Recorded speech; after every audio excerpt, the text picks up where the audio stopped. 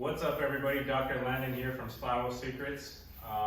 Coach T Lamb, Coach T Lamb on Instagram right here. I'm a posture doctor on Instagram.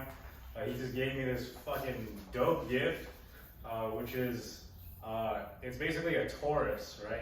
And I talked a little bit about it in the previous episode about how this is the shape that you get when you start looking at, sacred geometry. You start looking at energy fields. You start looking at how energy travels through our body. Our body is basically a giant version of this. So I'm just messing around with it, playing with it, seeing the nuances of it. I'm just noticing when I rotate my right hand clockwise, when I rotate my hand to the right, it actually pulls the toy towards my shoulder, and when I rotate my hand this way, it pulls it away. So there's like a coupled motion. So as I'm rotating either right or left or clockwise or counterclockwise, this toy transforms that rotational energy into directional forwards or backwards energy. So it's basically transforming rotation into translation, and that's it's all biomechanics as well. Like your joints, because your joints are parts of this all put together, they all respect this type of motion. When you do flexion extension, it's not a pure flexion extension. There's some type of rotation, there's some type of translation.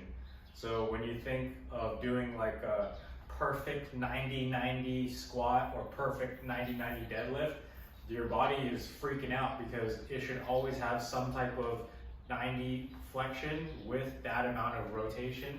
Whenever you rotate, you should have some amount of translation, because they can't be separated, Yeah, so that's how the body actually works. You don't have a joint in your body that is perfectly shaped like a door hinge. If it was, then that joint, you could take it 90-90 or on a perfectly symmetrical axis. That would make sense. But all of your joints have a curve to them, an arc to them. Even the ball and socket joint, it's not a perfect ball and socket, right? There's this flow to it, and the way that the joints are shaped, they need to flow into the next joint, which is also shaped to flow, which is going to direct that energy up and down the kinetic chain, right? So this is why we're saying, stop thinking in straight lines. Stop thinking that you should be moving like a Lego man or a robot. That's not healthy. That's not good movement. That's not fluid movement. It's not even that powerful, right? So if you want to be more fluid, if you want to be more powerful, if you want to be quicker, if you want to have sharper reflexes, if you want to be more accurate with your swing, if you want to be pain-free, you got to start thinking in spirals, in arcs, in circle. Circle is better, but a circle is just part of a spiral that's cut down into a so this is a circle when you look at it like this, but when you really look at the details of it, it's not perfect. It's a spiral, and then you combine these spirals together and they create what's called a torus.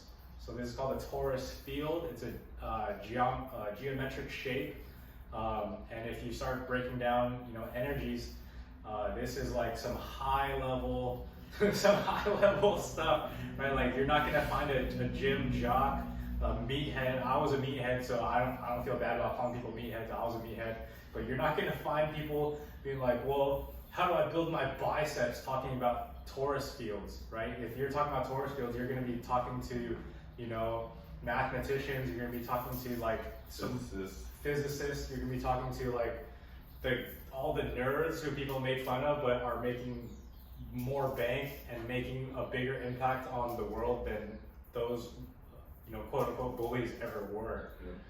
Well, we're just trying to heal the world, I guess, one spiral at a time, guys. Until next time, keep moving pain-free, and thanks for watching. Peace. Peace. I think it's dope, dude.